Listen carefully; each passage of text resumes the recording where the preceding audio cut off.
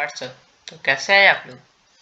हम लोग class 6 chapter 1 history का पढ़ रहे थे। मैं हूँ अंकित, आपका होस्ट और दोस्त, आपके साथ उस जर्नी को जहाँ मैंने रोका था उससे अब शुरुआत करने जा रहे हैं। इस चैप्टर में हम लोग कहाँ तक पढ़ चुके थे? तो इस चैप्टर में पहले रसीदा का क्वेश्चन पढ़ चुके थे, फाइंडिंग आउट व्हाट हैपेंड ये सब पढ़ चुके थे, what can we know about the past ये भी पढ़ चुके थे, वेयर डिड पीपल लिव ये भी पढ़े थे। इसमें Narmada river, Sulaiman and Kirthar hills, Ganga river and tributary जिसका सोन रिवर नाम है वो, इसके बारे में पढ़े थे। इंडस रिवर के बारे में पढ़े थे, ठीक है। तो और लास्ट टॉपिक जो हम लोग पढ़े थे, why do people travel nowadays, यानी कि लोग जो है आज ट्रैवल क्यों करते हैं।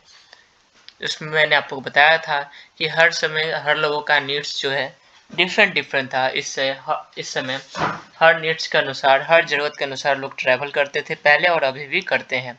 जब ट्रैवल करते हैं तो एक जगह का कस्टम, एक जगह का ट्रेडिशन, एक जगह का लैंग्वेज दूसरी जगह पर जाता है और वहाँ का लैंग्वेज, वहाँ का ट्रेडिशन, कस्टम पहले वाला जगह पे आता है, यानी कि दोनों का इंटरमिंगल हो जाता है, यानी कि मिक्स हो जाता है।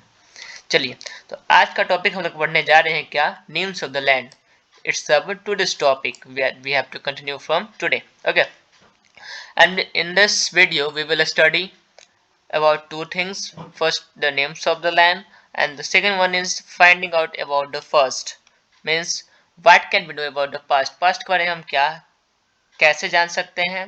क्या आप जान सकते हैं तो जानेंगे ही, फिर कैसे जान सकते हैं उसके बारे में भी पढ़ेंगे। इस टॉपिक से जुड़ा हुआ एक और टॉपिक जो हमने सबसे पहले के बाद पढ़ा था, उस टॉपिक का नाम क्या है? तो उस टॉपिक का नाम है फाइंडिंग आउट व्हाट हैपेंड। इसमें पढ़ा था कि जो इंसिडेंट मान लीजिए कल हुआ है, परसों हुआ है या एक साल पहले हुआ, उससे कैसे जान सकते हैं? तो टीवी, रेडियो, न्यूज़पेपर इन सब को नाम से जान सकते हैं। लेकिन वही इंसिडेंट जब यहाँ लॉन्ग एगो, यानी कि बहुत पहले, बहुत हजारों साल पहले हुआ, उसे भाई कैसे जानेंगे? उसे भी जान सकते हैं, वो भी कैसे जानेंगे? वही तो पढ़ना है इसमें। लेकिन इसमें नहीं, जो हम टॉपिक पढ़ेंगे सेकेंड लास्ट टॉपिक, यानी कि हमारा लास्ट टॉपिक जो होगा उसमें पढ़ेंगे, ठीक है। आइए, यहाँ पर है हमारा टॉपिक,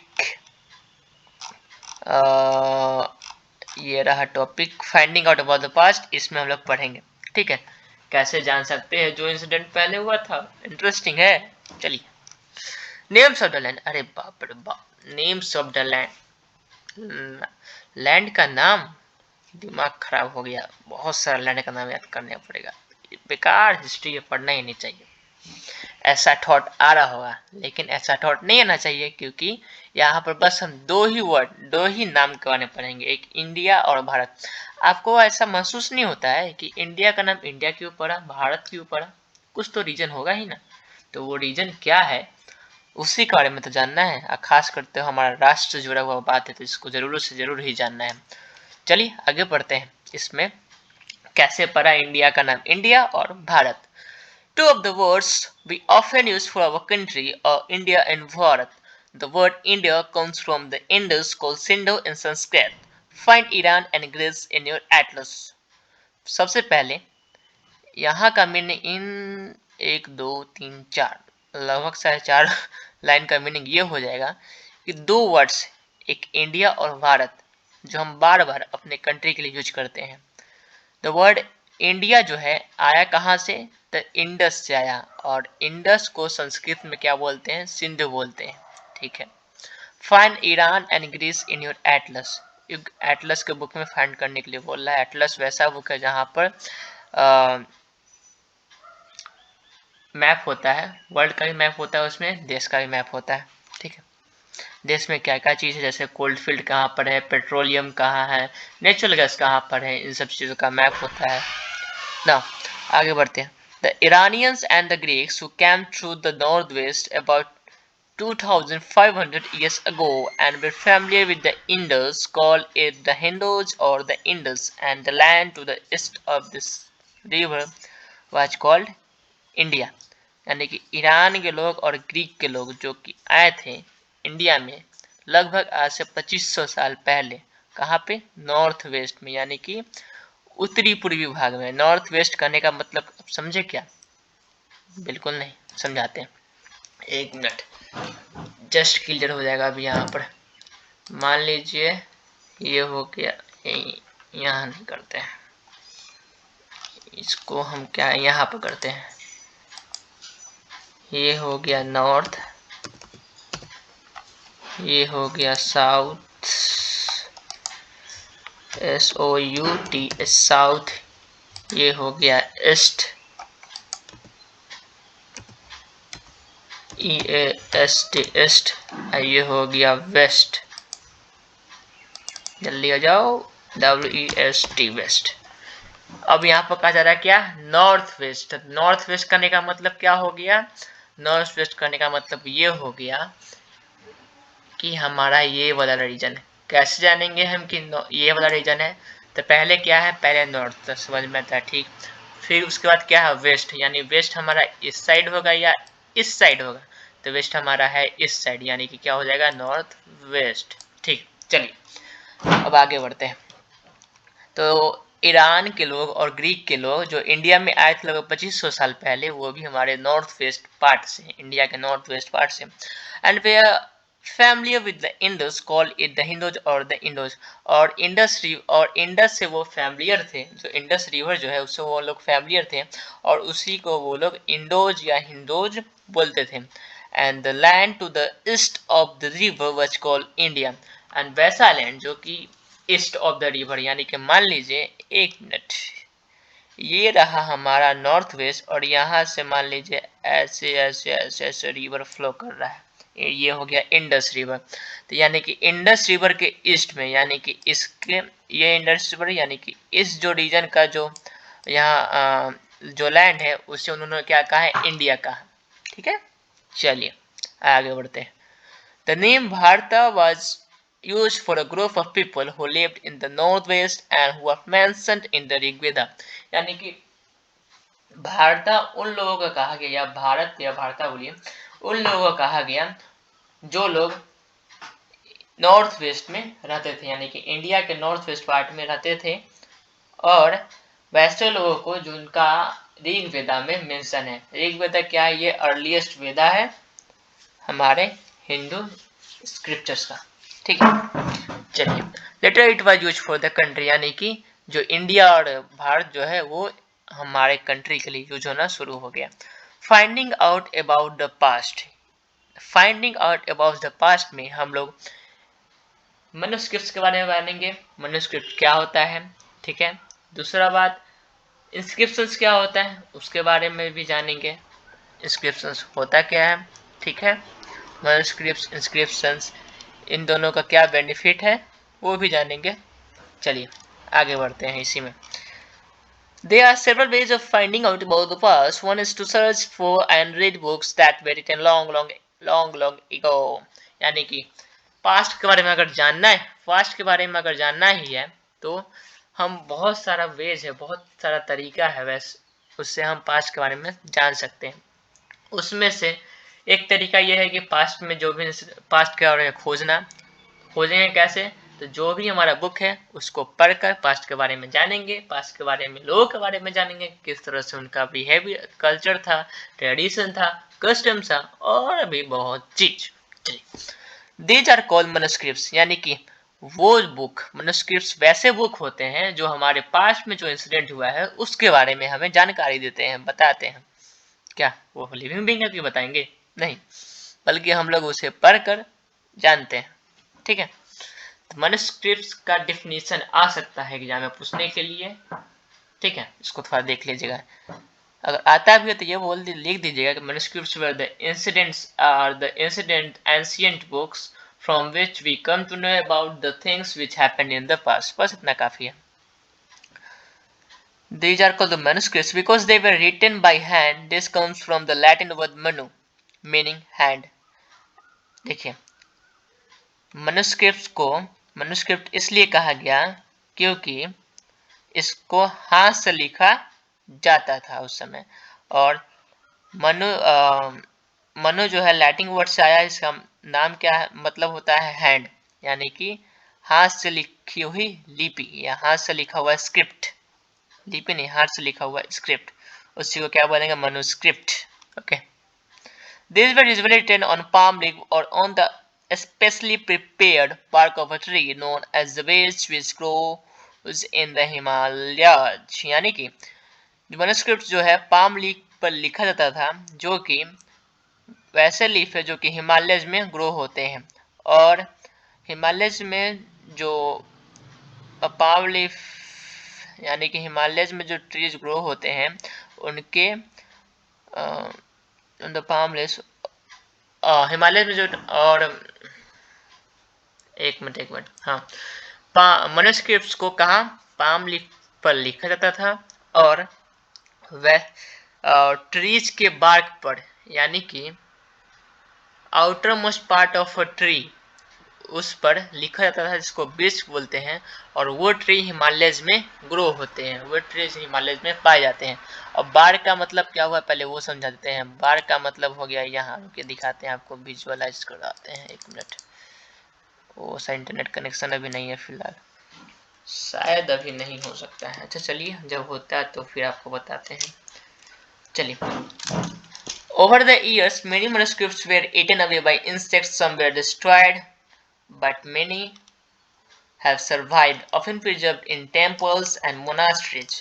यानी कि सालों साल बीतते गया, दिन बदलता गया, शाम होती गई, रातें आती गई, फिर उसके बाद बहुत सारे मैन्युस्क्रिप्ट डिस्ट्रॉय भी होते चले गए, लेकिन कुछ जो है प्रिजर्व करके रखे हुए गए हैं।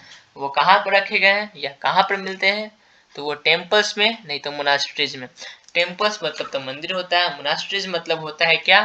तो होता है a place where monks sleep, यानी कि वैसे जगह जहाँ पर साधु लोग पहले रहते थे, उसी को मोनास्ट्रीज बोलते हैं। दिस बुक्स, देखते हैं इंटरनेट कनेक्शन आया क्या, एक मिनट, या आ गया। यानी कि मिनट, हाँ आ गया, जल्दी से आ जाओ। बार्क आता तो आगे पढ़ते हैं हम लोग। These books dealt with all kinds of subjects, religious beliefs and practices, the lives of kings, medicine and science। यानी कि ये सब बुक में हम लोग को क्या जानकारी मिलता है? हम लोग को रिलीजियस बिलीफ के बारे में, यानी कि धार्मिक जो आस्थाएं हैं या विश्वास है उसके बारे में हम लोग को जानकारी मिलता है। कैसा प्रैक्टिसेस उस समय होता था समाज में, उसके बारे में जानकारी मिलता है। साथ साथ मेडिसिन के बारे में, किंग के बारे में, और साइंस कितना डेवलपमेंट हुआ, इन सब चीज़ों के बारे में हम लोग को जानकारी मिलता था। देखिए बार्क यही है, the outer most part of a plant, इसी को बोलते हैं बार्क। ये देखिए बार्क ये सब बार्क ही है, ठीक है। चलिए, हाँ, Besides there were epics, poems, plays, यानी कि इसके अलावा भी उस समय जो भी इंसिडेंट हुआ उसको लोग पोएम के फॉर्म में लिखते थे, नहीं तो प्ले बनाते थे या एपिक्स भी करते थे। Okay, many of these were written in Sanskrit, others were in Prakrit, language use by the ordinary people and Tamil. इसमें से बहुत सारा चीज जो है वो संस्कृत में ही लिखा गया, क्योंकि हमारा संस्कृत जो है सबसे पुराना भाषा है, इसी से और सब भाषा निकल के आया है। तो सब बहुत सारा चीज किस चीज में कौन सी भाषा में लिखा गया है? संस्कृत भाषा में लिखा गया है। और बाकी दूसरा चीज है वो कि प्राकृत लैंग्वेज में लिखा गया है। और प्राकृत के अलावा कौन सा लैंग्वेज है? तमिल लैंग्वेज में।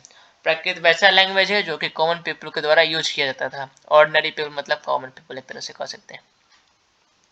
We can also study inscriptions. These are written on relatively hard surfaces such as stone or metal। यानी कि हम लोग इंस्क्रिप्शंस का भी लोग उस समय यूज करते थे। इंस्क्रिप्शन करने का मतलब क्या हुआ कि जब हमारे हार्ड सरफेस पे या स्टोन्स पे या वाल्स पे जब कुछ भी चीज लिखते हैं तो उसे हम लोग इंस्क्रिप्शंस बोलते हैं। These are writings on relatively hard surfaces as stone। चलो ये तो हो गया। Sometimes kings got their orders inscribed so that people could see, read and obey them। यानी कि कुछ समय ऐसा होता था कि किंग जो बोलते थे कि जो कुछ रूल्स रेगुलेशन है उसको इंस्क्राइब किया जाए, या तो वॉल्स पे नहीं तो कोई हार्ड सरफेस पे जाके लोग जो है उसे पढ़ सके और उसको ओबे कर सके। Okay, there are other kinds of inscriptions as well where men and women including kings and queens recorded what they did। यानी कि कुछ अलग भी तरह का इंस्क्रिप्शन था उस समय जहाँ पे मेन और वुमेन और किंग भी है जो अपने बारे में लिखते थे, या जो इंसिडेंट जो उनके साथ हुआ या जो एक्शन वो परफॉर्म किए वो लिखते थे, खासकर मेन और वुमेन। और जो किंग्स जो है जो बैटल मान लीजिए वो लड़े और बैटल में जीत गए तो उसके बारे में लिखते थे। बैटल मतलब लड़ाई होता है, यही वही बात यहाँ पर दिया गया है। Can you think of the advantage of writing on a hard surface? या इसका एडवांटेज क्या हो सकता है हार्ड सरफेस पर लिखने का? एडवांटेज ये हो सकता है कि जो भी नेचुरल डिजास्टर हो गया उससे बचाकर उससे बच सकता है इंस्क्रिप्शन ये सब। कैसे? क्योंकि उतना उससे इफेक्ट नहीं होता है नेचुरल डिजास्टर से, जैसे में खासकर रेन से उतना इफेक्ट नहीं होता है, लेकिन वही मैन्युस्क्रिप्ट का रेन पर बहुत असर पड़ेगा। ठीक है। And what could have been the difficulty? Difficulty ये है कि लिखने के लिए थोड़ा मुश्किल का सामना करना पड़ेगा, क्योंकि हार्ड सर्फेस ना है, सिंबल बनाने में थोड़ा मुश्किल का सामना करना पड़ सकता है और पड़ता ही होगा। There were many other things that were made and used in the past. Those who study these objects are called the archaeologist. यानी कि एक important term, खासकर एग्जामिनेशन पॉइंट ऑफ व्यू से, archaeologist यानी कि वैसे लोग जो हिस्ट्री के बारे में पढ़ते हैं, यानी कि पास्ट के बारे में पढ़ते हैं, पास्ट के बारे में जानते हैं, खोज करते हैं, उन्हीं को क्या बोलते हैं? आर्कियोलॉजिस्ट बोलते हैं। They study the remains of buildings made of stone and brick, paintings and sculpture. यानी कि वो स्टडी किसके बारे में करते हैं? जो भी बिल्डिंग का जो रिमेन्स है, मतलब बिल्डिंग जो है मान लीजिए टूटा पड़ा है, वही सब अभी फिलहाल है। खासकर राजस्थान में चल जाएगा तो वहाँ पर और भी मिलेगा, जो पुराने जमाने का जो महल ये सब था वो सब मिलेगा। तो उन्हें सब बिल्डिंग को स्टडी करते हैं, जो कि स्टोन से बना हुआ रहता था या ईंट से बना हुआ रहता था। उनके पेंटिंग्स को देखते थे, स्कल्पचर्स को, यानी स्कल्पचर मतलब मूर्ति कला होता है, यानी कि किस तरह का मूर्ति बना हो, उस सब कुछ चीज़ों को देखते थे और उन सब चीज़ों को स्टडी करते थे। They also explore and excavate, dig under the surface of the earth to find tools, weapons, pots, pans, ornaments and coins। यानी कि वो जो है जमीन के अंदर खुदाई भी करते थे, जहाँ उनको ये सब बिल्डिंग ये सब या बिल्डिंग का रिमेन्स मिलता था, वहाँ पर जमीन के अंदर खुदाई भी करते थे, या जहाँ नहीं भी मिलता था वहाँ उन्हें लगता है कि ऐसा कुछ हो सकता है तो वहाँ जमीन के अंदर खुदाई कर और खुदाई करते थे तो उन्हें बहुत सारा टूल्स मिलता था, वेपन्स मिलता था, पॉट्स मिलता था, पैंस मिलता था, ऑर्नामेंट्स ये सब मिलता था उन्हें।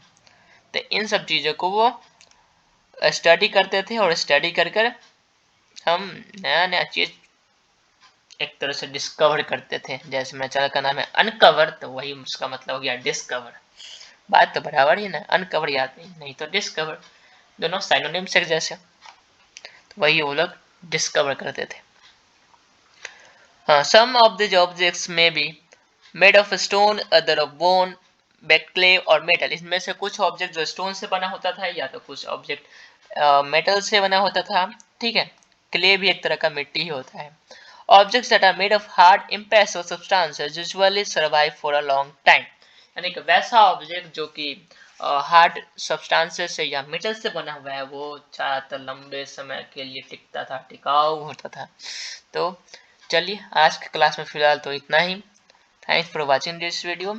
और आगे आने वाले क्लास में हम लोग और भी अच्छा चीज़ जानेंगे कि कैसे हिस्टोरियंस है, जो कैसे आर्कियोलॉजिस्ट है, वो कैसे डिस्कवर करते हैं सब चीज़, मतलब कैसे खोज करते हैं, जो भी इंसिडेंट पास्ट में हुआ उसको कैसे जान सकते हैं, कैसे वो जानते हैं और लोगों को बताते भी हैं कि ये चीज़ उस समय हुआ था। तो उसी के बारे में हम आने वाले वीडियो में पढ़ेंगे। So thanks again, okay, bye bye.